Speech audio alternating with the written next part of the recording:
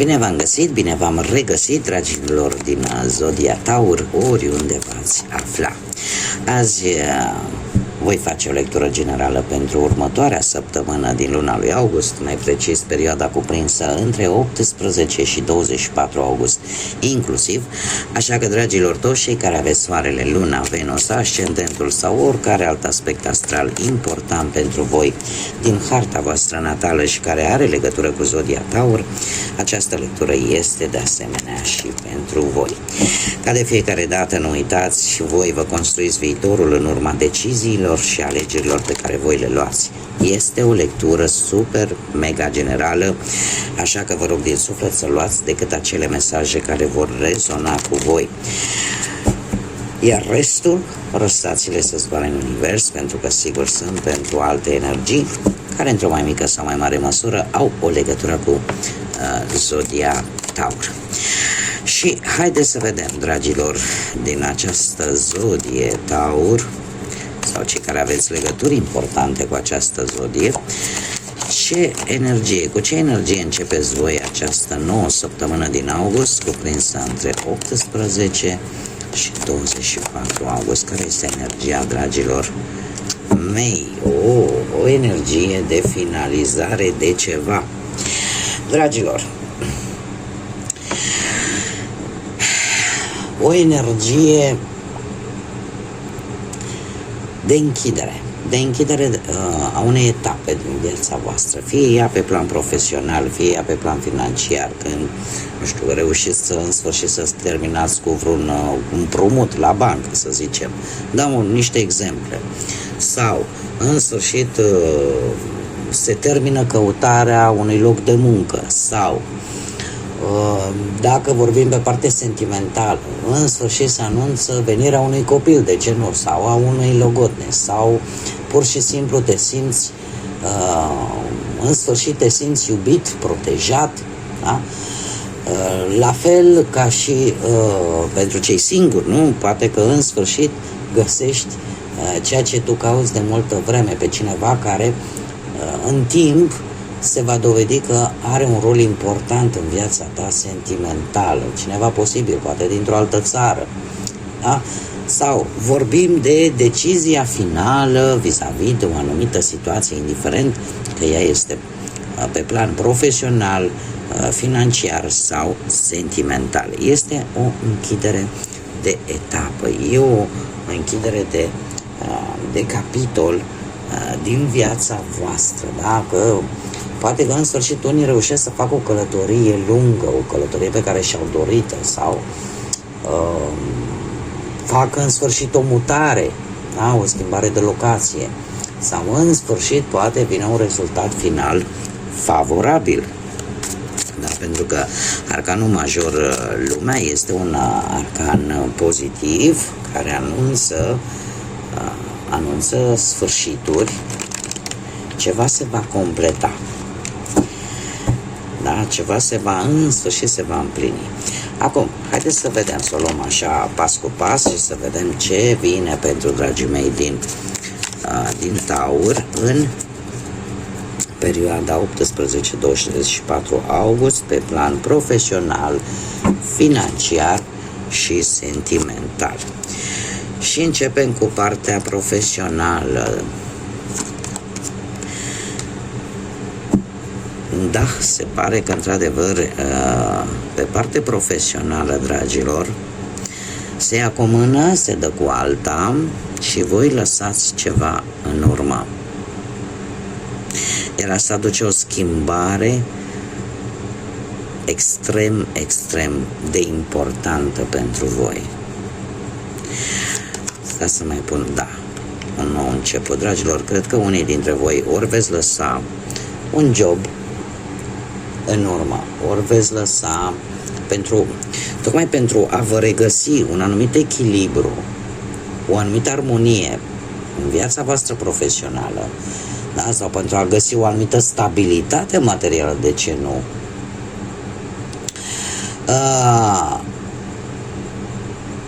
E posibil ori să-ți fi venit pe la urechi vestea de un nou job în altă parte, poate mai bine plătit, Pentru că cu acest top de cupe eu văd că totuși voi sunteți de ceva nemulțumiți pe plan profesional, pe planul ăsta al muncii.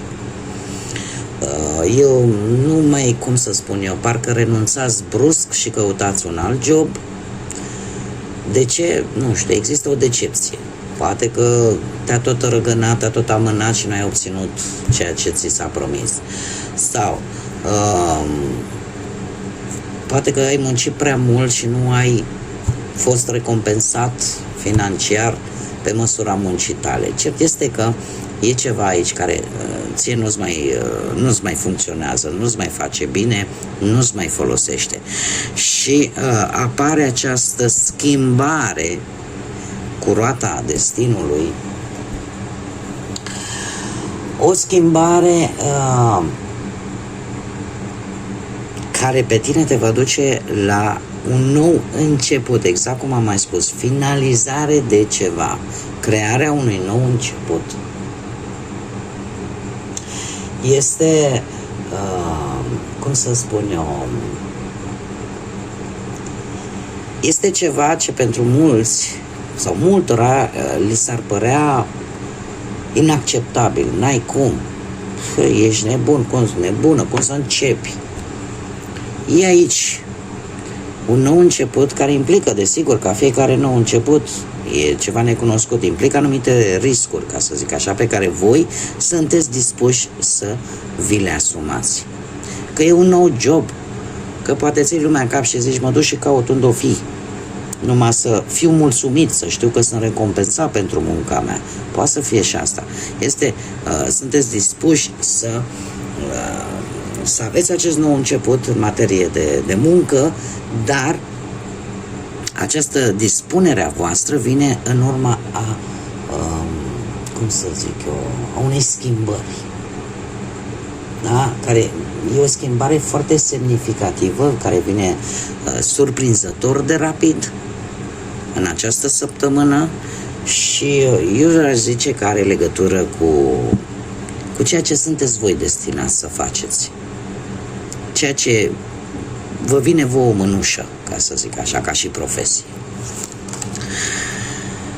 Mergem mai departe pe plan financiar.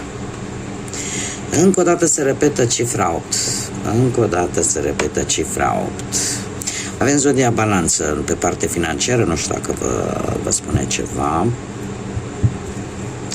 Eu aș spune că pe partea asta a banilor e posibil să fi făcut ori vreo investiție sau vreți să faceți o investiție pe termen lung, dar cumva nu vedeți lucrurile foarte clar. Vă învârtiți așa, într-un cerc negativ. Știți cum e? Și nu cred că o să investiți. De ce? Există o teamă, există o frică a realității. Aș zice că nu dați drumul ușor la bani. Nu sunteți total convinși că această investiție este una tocmai bună pentru voi. Și nu veți. Deci veți ține de bani și în săptămâna asta, dacă unii dintre voi se află în această situație. Cum de asemenea ne mai poate vorbi de faptul că există posibilitatea, până într-o hârtie, poate judiciară sau printr-o informație oficială, să puteți recupera poate o anumită sumă de bani. Nu vă băgați, se pare că nu vă, adică pur și simplu nu dați drumul la bani. Indiferent despre ce vorbim, cu acest top de spade aici,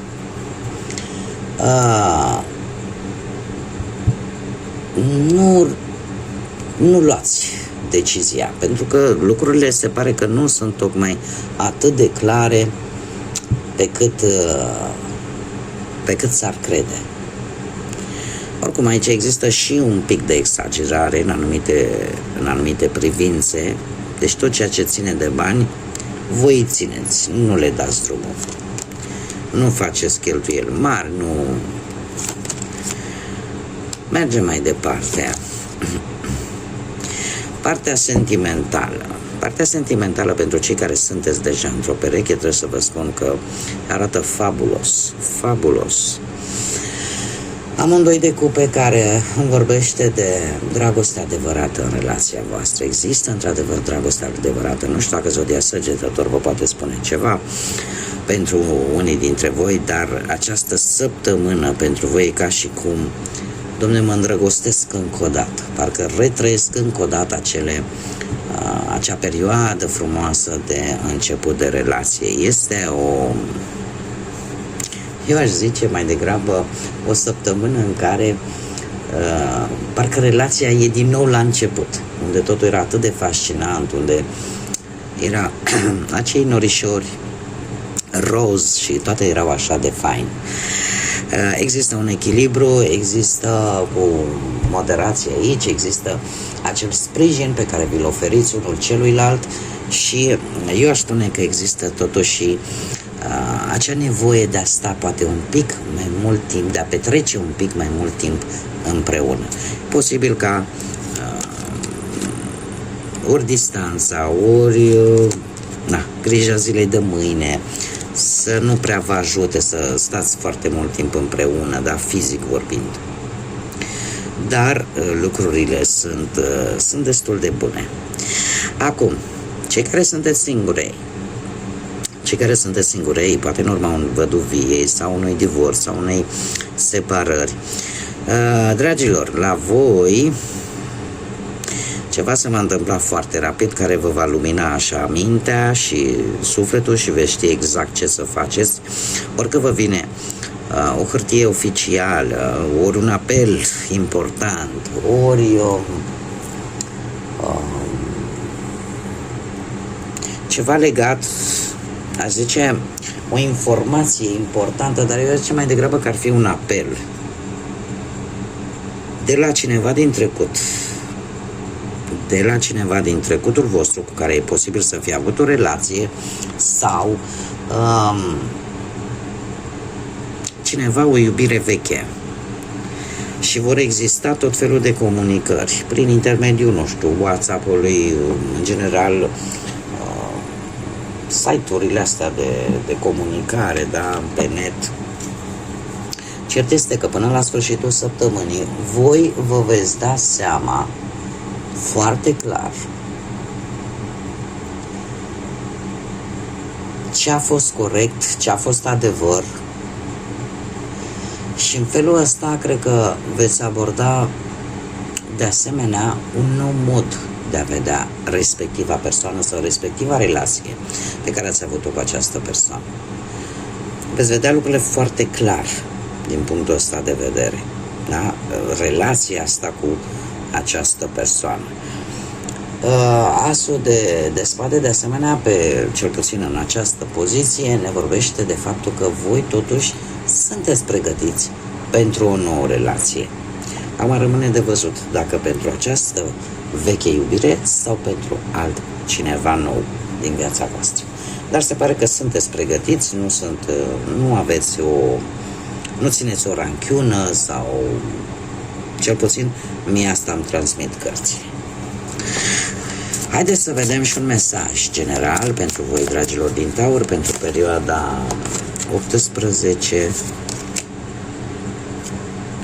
18-24 august. Și avem un număr maestru, avem numărul 22, care îmi vorbește de potențial.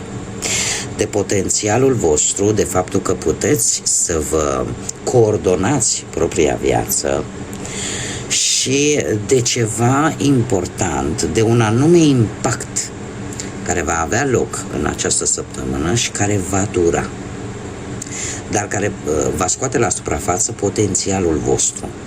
Și avem aici o binecuvântare, pentru că este un oracol cu binecuvântări care ne spune în felul următor: binecuvântat în călătorie. Acum putem vorbi de o călătorie fizică, da, o călătorie fizică care va aduce cu sine